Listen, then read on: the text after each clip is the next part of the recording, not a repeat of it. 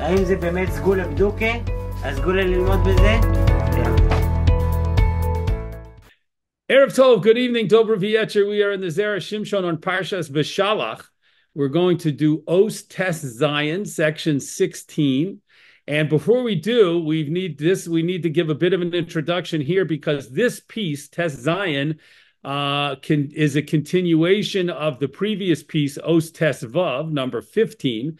And so we need to take a minute or two to talk about some of the things, the basic ideas that were developed in the previous piece, Tes Vav, so we'll understand Tes Zion. The Zera Shimshon is going to start right off from the first word, assuming we read Tes Vav, but we didn't necessarily, so we need to talk about it for a couple of moments.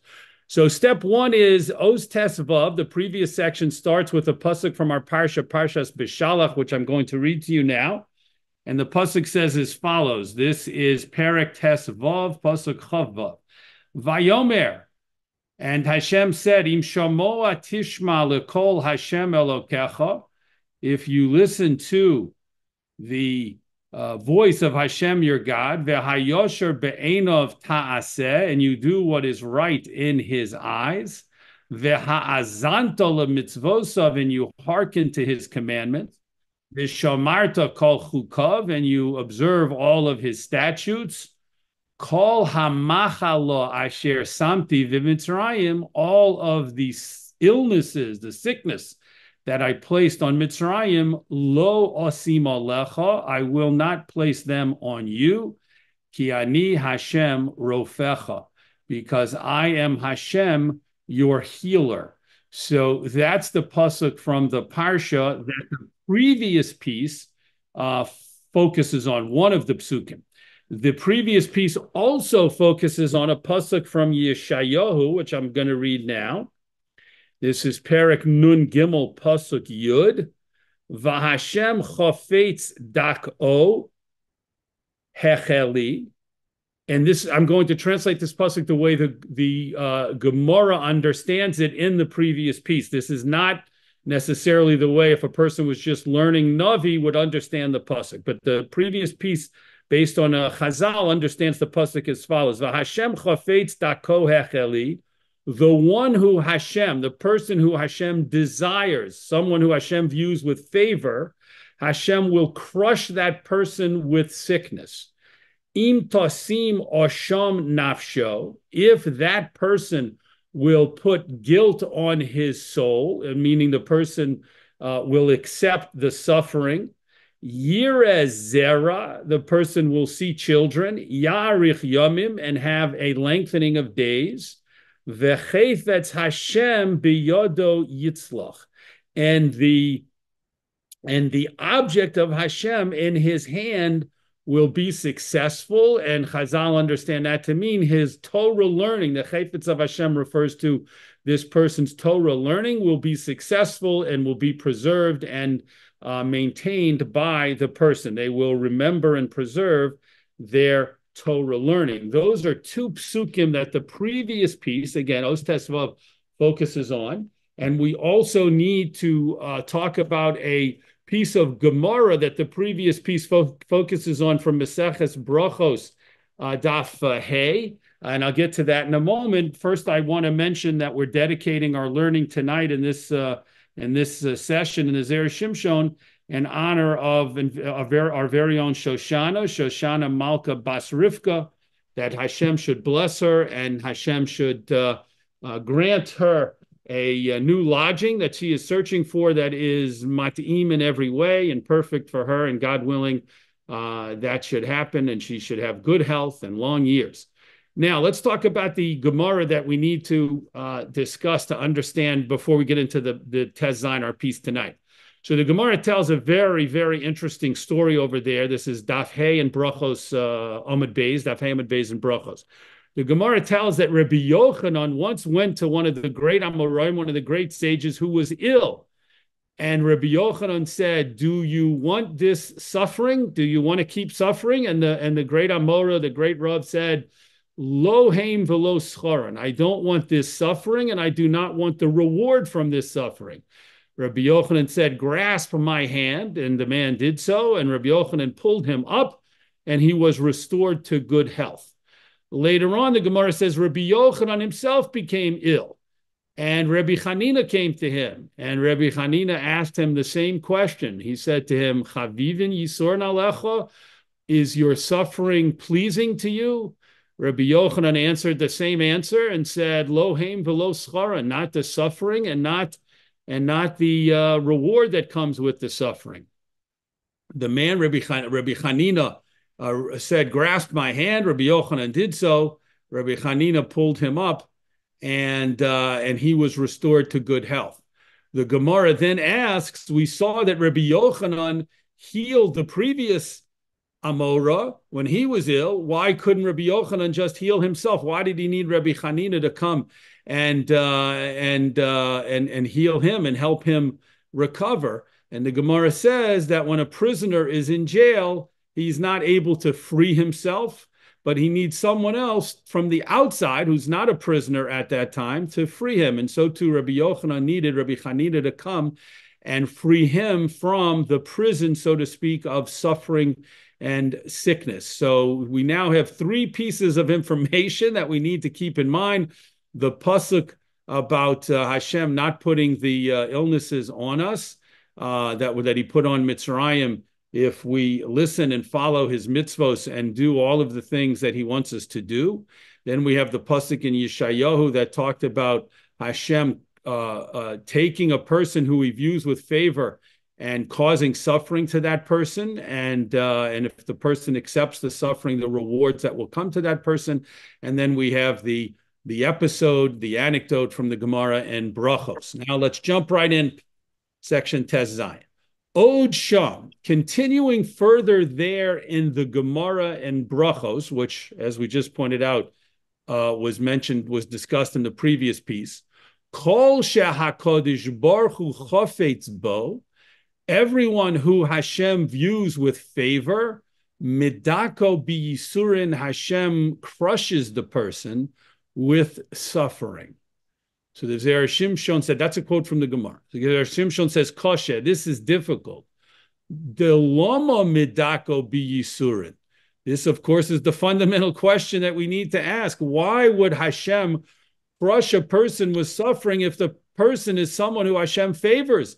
If the person is someone who is leading the kind of life that Hashem wants them to and views with favor, why would Hashem crush this person with suffering? Why would Hashem do that? Ve'od, and another question. Im hu zuchus gadol lispol hayisurin.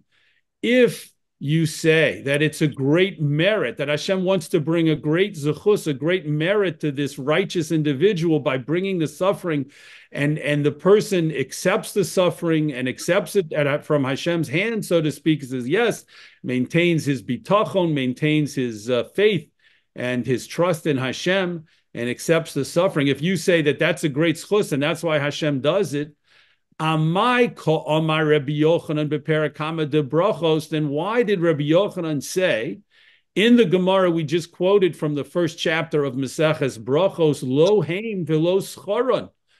I don't want this suffering and I don't want the reward that comes with the suffering. Why would Rabbi Yochanan say that if it's a great merit, if it would have been a great merit for him to accept the suffering and to persevere and to continue with the suffering as opposed to having it removed?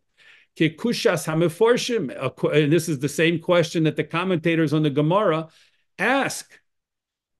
So the Zera Shimshon has posed two questions in this first paragraph, in this opening paragraph. The first question is, what is the reason why Hashem would bring suffering upon a person who he favors and who is living a life that Hashem looks favorably upon? And two, if the answer to that question is that Hashem does it because Hashem wants to give the righteous individual great merit, then why did Rabbi Yochanan say, I don't want the suffering and I don't want the merit? And why did he relieve himself of the suffering if it would have brought him great merit? Presumably Rabbi Yochanan would have wanted the zechus gadol, the great merit that would come with the continuation of the suffering.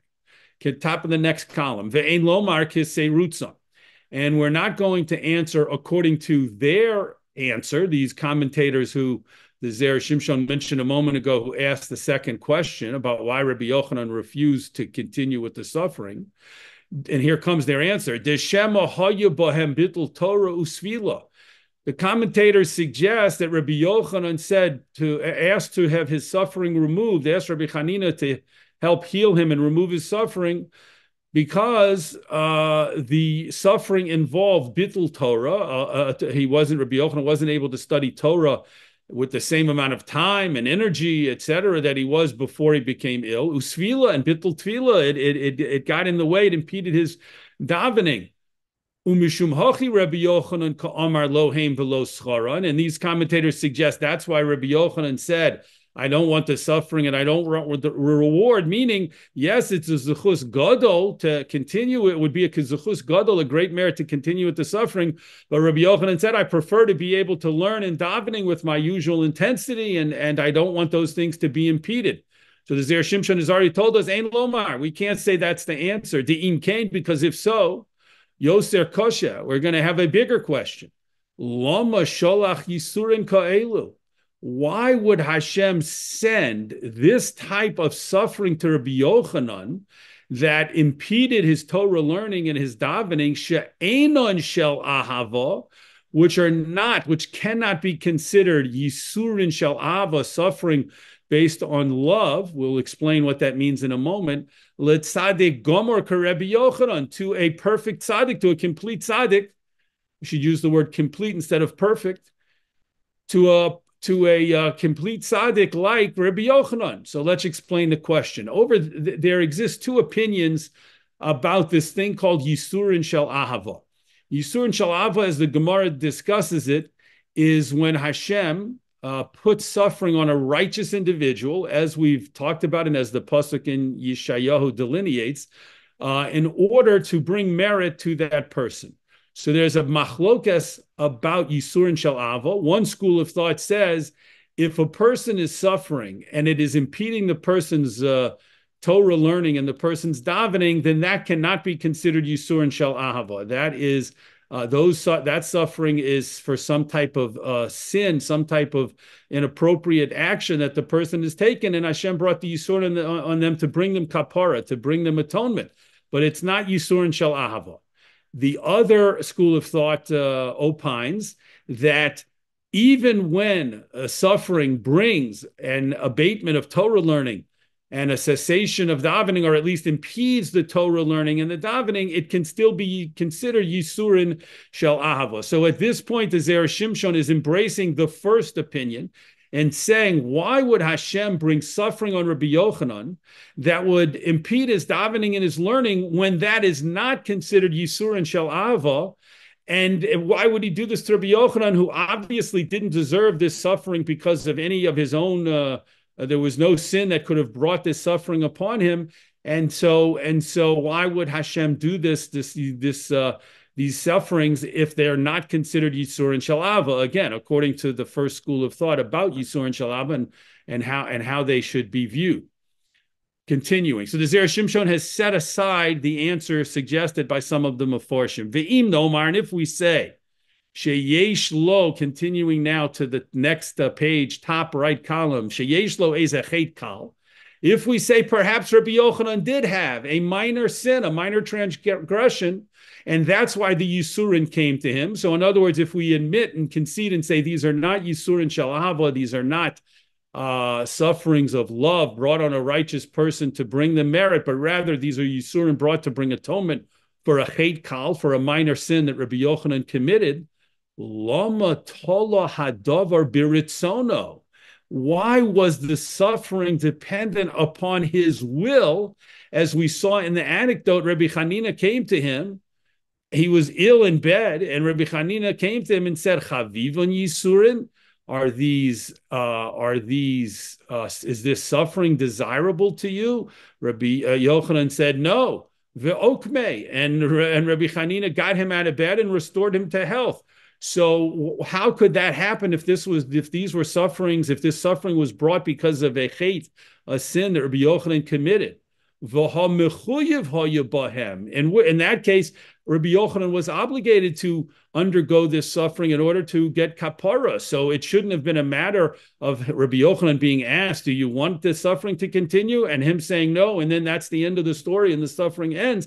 This suffering came to him, according to this suggested answer, because of a sin that he committed, in which case the Yisurin had to play out its full duration. So that's another answer that the Zera Shimshon says won't work. Ve'im nomar, and if we say, sha'af shehaya bahem bitul Torah, even though this suffering involved impeding his Torah learning, afilu hachi mikru yisurin shalava, even so they can be called suffering yisurin shalava, suffering from love, meaning if we embrace the second approach to yisurin shalava, and we say that even when suffering involves a person not being able to learn Torah, not being able to daven, nonetheless, it's called Yisurin Shel Ahava from Hashem. Kemanda Amar Hachi B'Perakama de Brachos, according to the opinion who states this in the Gemara in Brachos, that we've identified that as the second school of thought.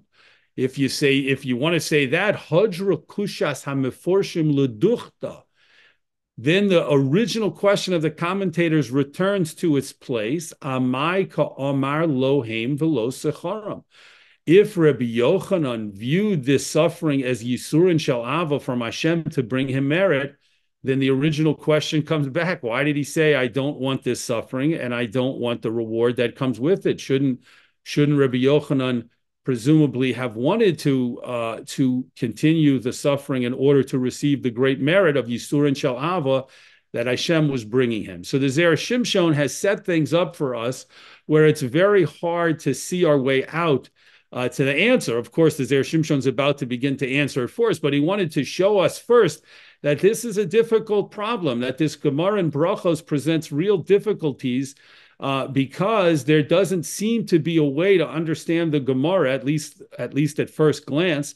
There doesn't seem to be a way to understand the Gemara that can answer all the questions. Why did Rabbi Yochanan refuse to continue the suffering if Hashem was bringing it to him as Yisur and Shalava? Why was Rabbi Hanina able to remove the suffering if the punishment was based on some kind of chet kal, some type of minor transgression? And was it in fact a Yisur and Shalava or not? And no matter how you look at it, whichever school of thought you take, the questions continue to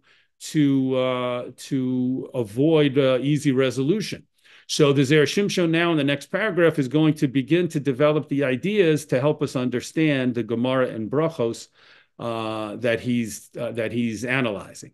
V'yesh lomar, and we can say the Kesha HaKadosh Baruch Hu sholeach yisurin al ha'adam, when Hashem sends suffering to a person, hu mishaleach al menas sheyirtze lekablam.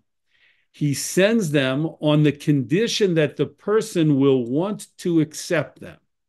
De hachi amrina b'perakama de brachos.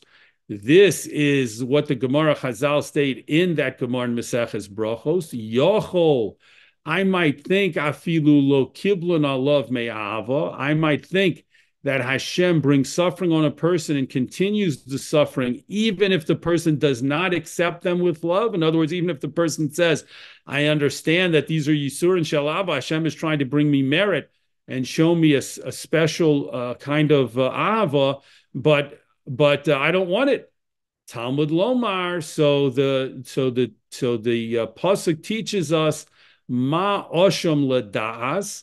Just like a korban asham can only be brought with a person's knowledge and will, so too the suffering on a person, the Yisur and Shalava, can only be brought with a person's acceptance. So this is based on that pasuk. Let's pause to understand. We have to go back to the pasuk in Yeshayahu that we read before we started the piece. Nun Gimel, Perak Nun Gimel, pasuk Yud. Over there, the pasuk said that if the person accepts his guilt, the pasuk used the word osham, which of course can mean guilt, but the Gemara says it refers to a korban osham, and it's comparing the person's acceptance of his suffering to a korban osham. And the Gemara says, just like when a person brings a korban osham, it's only valid. This is true of other korbanos as well. It's only valid if he is willingly doing so. He's not being forced by some from an external person or power to bring the korban. He's bringing it of his own volition.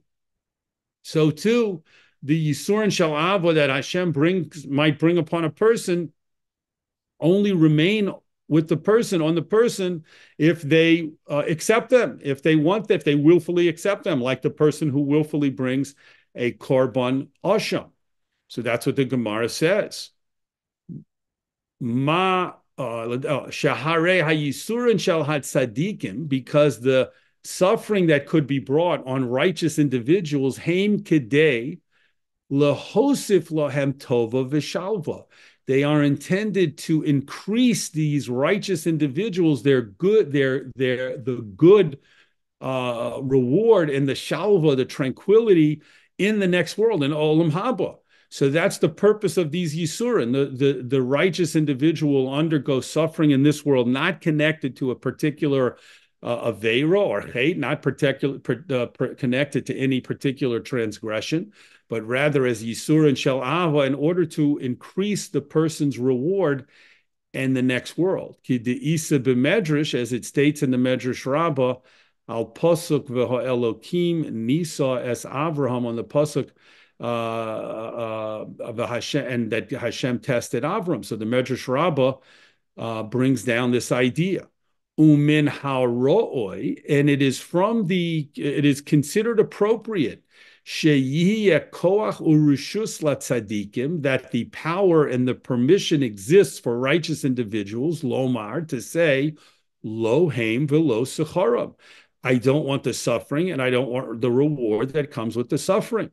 So the Gemara establishes that this whole idea of suffering coming on a person, Yisurin Shel Ahava in particular, only continues if it's accepted by the person. If the person rejects the Yisurin Shel Ahava, then they don't continue. Kemo ha'isha she'omeres eini nizones ve'eini osa.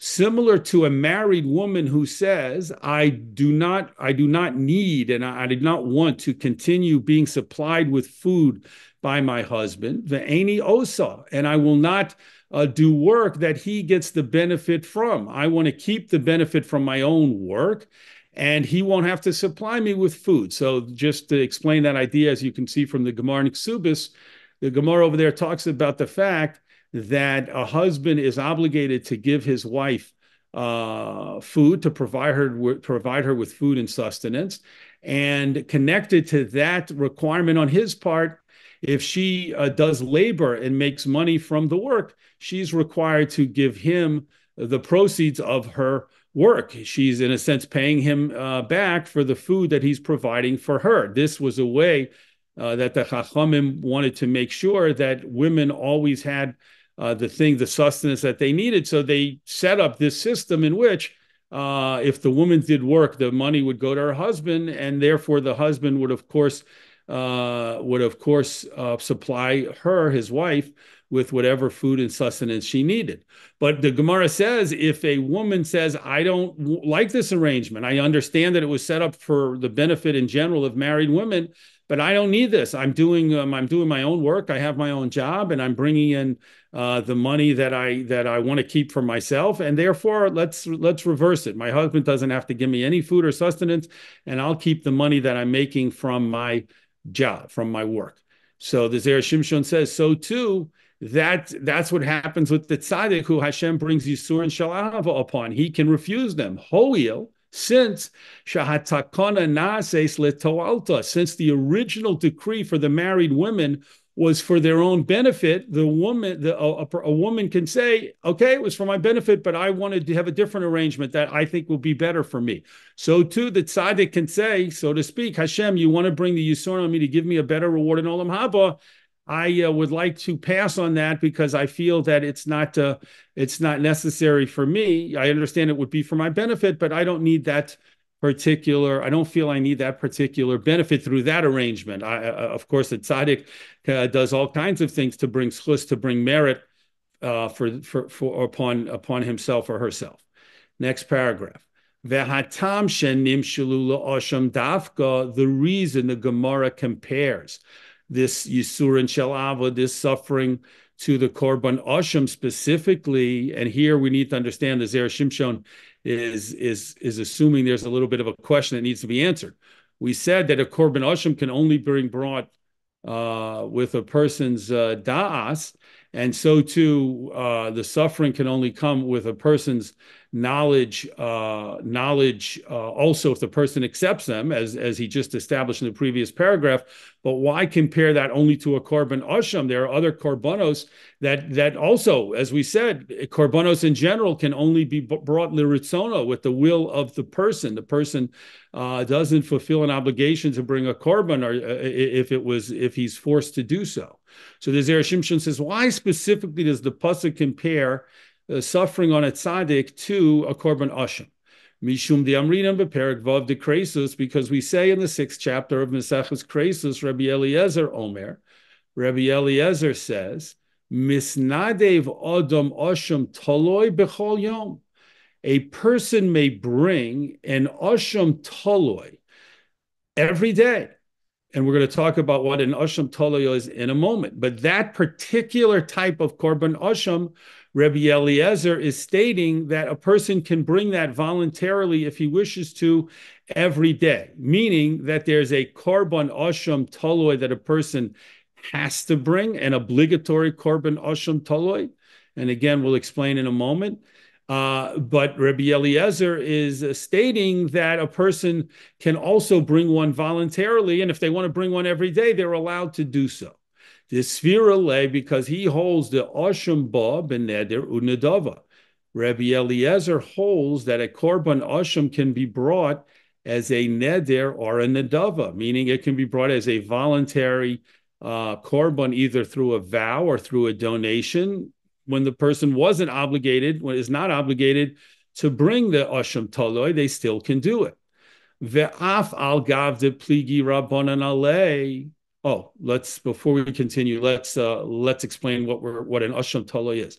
So, if a person is in a situation where they are not sure, and they can't be sure because based on the facts of the situation, if they committed an act for which they would be obligated kores if they did the act intentionally, or to bring an asham if they did the act unintentionally.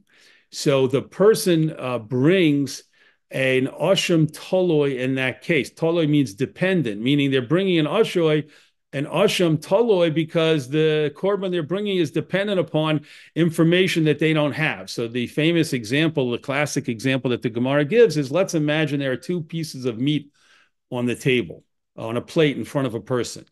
Pieces of fat.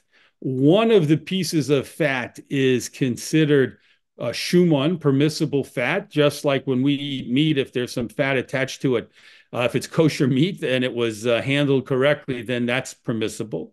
And one of the pieces of meat, and they look identical, one of the pieces of fat is shuman, which is prohibited fat. There are fats in an animal's body which were prohibited to eat. So this person has 2 pieces of absolutely identical fat in front of him, and he believes both are permissible. He believes that they're both shuman and they're not chelev. They're not prohibited fat. They're shuman. They're permissible fat. And he eats one of the pieces. Okay? Now, afterwards, someone comes to him, perhaps his wife, and says, I hope you didn't touch the food on the plate because one of the pieces of fat there was prohibited. It was chelev. It was prohibited fat and not shuman, not permissible fat. Well, now the guy has a problem. He thought they were both okay, and he ate one of them, and he doesn't know, is it the permissible shuman or the forbidden chelev, the forbidden fat? He has no way of knowing There's no way to discover that or to determine that. So he would bring an asham toloi, an obligatory asham toloi, and that would cover the fact that he's in a situation where he might have eaten prohibited fat, for which the punishment would be kares if it was done intentionally. So the Zera Shimshon is saying that Asham Toloi, which is brought, which a person is obligated to bring in certain circumstances, Rebbe Eliezer, the Tana, holds that it can also be brought voluntarily. A person can volunteer to bring an Asham Toloi. Now the Zera Shimshon continues. Even though the Chachamim argue on Rebbe Eliezer, and they say that an Asham Taloi can never be brought voluntarily, it is only brought when a person has an obligation to do so. Kfar Yadana, we already know, Ki b'yeshiva shel mala poskim kedivrei hayachid. We already know that sometimes in the heavenly court, unlike the Bezdins, the Batei Din down here on earth, unlike the human courts, in the heavenly court, they some type rule kedivrei hayachid, like an individual, even though the individual, in this case Rabbi Eliezer, is arguing against a group, in this case the Chachamim. So even though we would follow Yachid v'Rabim halacha k'Rabim, we would follow the principle of if there's an individual arguing against a group, we follow the group, and therefore we'd follow the view of the Chachamim down here on earth. And the Bezdin Shalmala, they are entitled to follow the viewpoint of the Yachid, so they can embrace the viewpoint of Rabbi Eliezer that it is permissible to bring a korban asham toloi in a voluntary way. Of course, as Zera Shimshon is going to explain what's the relevance and significance of this soon. The Od Haim Divrei Rabbi Eliezer, in addition to the fact that we have a Yachid, a viewpoint of an individual here, it's also the words of Rabbi Eliezer. And he is unique in the following sense: the Yotzis of Baskol ve'Amra, because the Gemara relates in Baba Metzia that a heavenly voice came out when Rabbi Eliezer had a certain very contentious and big argument against the sages on a certain topic. A heavenly voice came out and said, "Ma lochem eitzel Rabbi Eliezer." What do you have, you sages who are arguing against Rabbi Eliezer? What do you have against him? Shahalacha komoso b'chol makom. The halacha follows his viewpoint in every place. Shebashamayim poskim komoso, which was a way of saying in Shamayim, in the heavenly court, we follow Rabbi Eliezer's opinion. So even though down on earth, we have certain principles and procedures that we must follow in determining the halacha, and one of them is we follow the chachamim, we follow the group of sages when the person arguing with them is an individual, even an individual of the caliber of Rabbi Eliezer. Nonetheless, in Shamayim, halacha kamosa b'chol makom, a heavenly voice said that halacha follows him from the heavenly perspective in all situations. So therefore, Zera Shimshon is establishing the fact that in Shamayim, they hold like Rabbi Eliezer, who says you can bring in korban asham toloi voluntarily as many times as you want to. It doesn't only have to bring, it is not only a korban that you bring when you're obligated to do so. V'lochein, next paragraph, and therefore, sholchen al ha'adam, from Shamayim, when they bring suffering, Yisur and Shalav on a person, they send down liros to see im yisnadev lekabla me'ahava, if the person will accept the suffering out of love. They don't just strike a person with suffering with Yisur and Shalav, a righteous person, and let the suffering continue for a long duration. There is a exploration. There is a checking that is done to see does this righteous individual wish to accept this Yisur and Shalava, these Yisur and Shalava me'ahava, with love, with the willingness to embrace them. Daha b'kra ksiv, it's written in the pasuk liritzono. When we talk about korbanos, the korbanos always say they have to be brought willfully. Willingly, uchemasa de Bava ben Buti, just like the episode with Bava ben Buti, shahi misnade vasham toloi b'chol yom. He actually used to bring a voluntary korban asham every day. Ach im ha'adam hazeh lo yirtze lekabla me'ava. However, if this person does not wish to accept the suffering with love, Kerabanan. Then from Shemayim they switch over to the viewpoint of the Rabbanan, the Sfira Lahu, that they hold the Eino Ba B'neder Nedava. that a korban asham cannot be brought voluntarily. Horishus biyodo, the permission is in the hand of the person suffering, the tzaddik who is suffering, to say, I do not wish to continue this suffering, and therefore, and the suffering yisur and shalava will stop. The im tomar, next paragraph, and if you say loma hutzruch lomar, why was it necessary to say yehev le yedei ve'ukmei? Why did Rabbi Hanina, the one who came to visit Rabbi Yochanan when he was ill, why did he need to say to him, give me your hand and I will help you stand up, meaning I will help restore you to good health? V'lokim ihu lenavshe. Let him stand up on his own. Let Rabbi Yochanan simply declare, I do not wish to continue with these yisur and shalava, this suffering that has been brought upon me. I do not wish to continue. Why couldn't Rabbi Yochanan just say that? Kidipare, which is a question that the Gemara asks over there. Shehare, because behold, kishemegala dato she'eno chafetz bahem.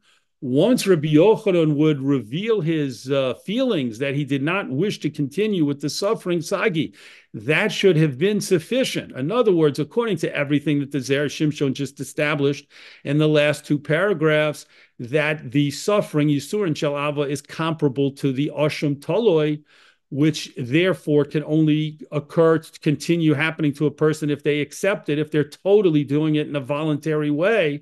But if the person says, no, I don't want this suffering, it has to go away, it will definitely stop. So why did Rabbi Yochanan need to get the help from Rabbi Hanina? Rabbi Yochanan could have just said, I don't want it, Sagi, and that would have been enough. V'yesh lomar, we can answer, Shahaya nira ke'ilu chas v'sholem mevaza ha'yisurin. Rabbi Yochanan could have done so, but it would have appeared, God forbid, like he was rejecting the Yisurin, meaning since they're Yisurin Shel Ava, and since Hashem only brought them on Rabbi Yochanan in the suffering to bring merit for him in Olam Haba, Rabbi Yochanan didn't feel comfortable simply saying himself, I don't want this, get rid of this, I don't want it. That would seem disrespectful, that would seem inappropriate, Rabbi Yochanan felt. Uchasiv, and the pasuk in Mishlei says, Musar Hashem bini al tim os. The musar from Hashem, the reproof, the criticism, the punishment that comes from Hashem, my son, al tim os. Don't reject it. Don't reject it. So Rabbi Yochanan didn't want it to seem, even though he had every right to simply say, I don't want the suffering, he thought that would appear disrespectful. So he didn't say, stop the suffering. This is not the case when his friend came, when Rabbi Hanina came and davened for him and protected for him and brought his healing and brought the end of the suffering. And this is what the Gemara means over there when it says a prisoner cannot free himself from prison. It implies even when a prisoner has been put in prison mistakenly, they still need someone to get them out. It's not easy to get out of prison, as of course if you read the newspaper, you'll see people who are put in prison even mistakenly end up staying there sometimes for many, many, many years and sometimes don't necessarily get out. So too, Rabbi Yochanan, when suffering was brought upon him and he did not wish to have that suffering, those Yeshur and Shalava, that means it was brought on him by mistake and it should have been removed. Nonetheless, he preferred to have another person, Rabbi Hanina in this case, come along and daven for him as opposed to appearing to reject the Yisur and Shalava from Hashem. Next paragraph. Umasha Omar Lo Haim Velo Secharim, and that which Rabbi Yochanan said, the specific phrase, the specific words when he said, I don't want them, meaning the sufferings, Velo Secharim, and not their reward, Hainu mishum de amrinon hasam. That is because we say over there in the Gemara, velo od elishet talmudo miskayim biyodo. Not only does a person receive the rewards that the pasuk in Yeshayahu mentions, but the person who undergoes the Yisur and Shalava will also have their Torah learning be preserved in the person's hand. They'll be able to remember and recall their Torah learning. They won't lose it.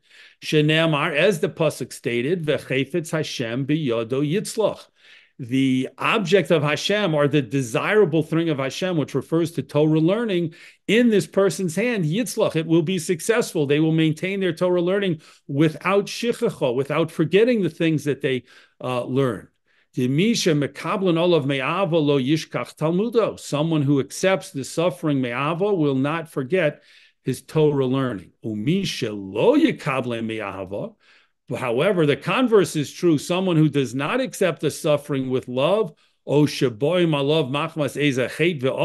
perhaps the suffering came upon the person not yisur and shalava, but because the person committed some transgression, then that can bring suffering and illness can bring a person to forget their learning. The Amrinim b'perak Daled in Nidarim, as the Gemara in the fourth parak of Nidarim says, Kol mishkavo hafachta b'cholyo. The Gemara brings a pasuk from Tehillim. All of his rest, hafachta, you have turned, has been turned b'cholyo through his illness. Meaning a person was resting and they were able to remember their learning, and then that all got thrown upside down because of illness. Omer Rav Yosef says in the Gemara in Nidarim, Lo marsha mishakeach talmudo, this is teaching us that illness can cause a person to forget his learning. V'lochein Omar, and therefore Rabbi Yochanan said, Lo yavo hayisurin alav, that he did not wish the suffering to continue on him. And then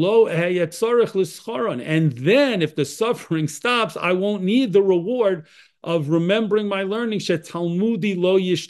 because my learning will not be forgotten. Meaning that Rabbi Yochanan said, I as an individual, because of who I am, I know myself well enough to know I don't need the reward of not forgetting my learning. I won't forget my learning. I've trained myself to recall and remember all the things I learned in Torah. The thing that could cause me to forget my learning is the illness and suffering I'm undergoing. So therefore, lo haim, I don't want the suffering to continue. Please, let's take it away. And I don't need the schar, I don't need the specific reward of my Torah learning being preserved and maintained. That I can do on my own as long as I'm not sick and I'm not ill. So the Zera Shimshon has, as we've seen many times before, he started with what seems like a small issue, the Gemara in Masechta Brachos, and he brought some questions to understand that Gemara better. And now he's developed a wide range of ideas, basically explaining the concept of Yisur and Shalava and how it operates, and then went back to fit it in specifically to the language of the Gemara and the episode with Rabbi Yochanan regarding Yisur and Shel Ahava, and also help us understand the comparison based on the pasuk in Yeshayahu to Yisur and Shel Ahava, and connecting it to Korban Asham Toloi. Yasher Koch for learning with us in the Zera Shimshon this week, and we look forward, God willing, to learning together in the Zera Shimshon next week.